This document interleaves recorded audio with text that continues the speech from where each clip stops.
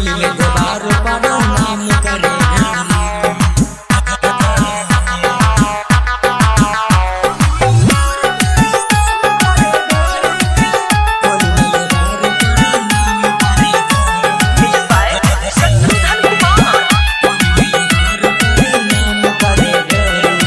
Saraswati recording studio Shishwa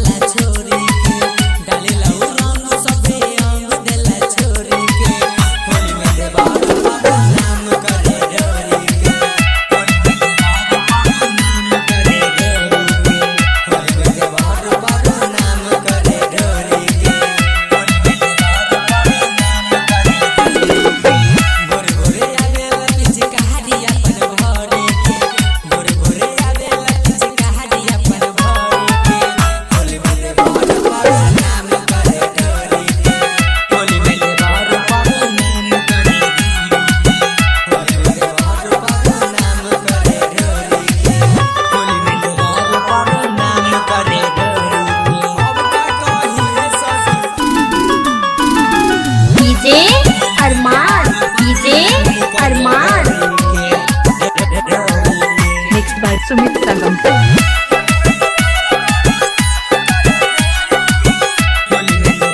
जय मां Saraswati recording studio Shishwa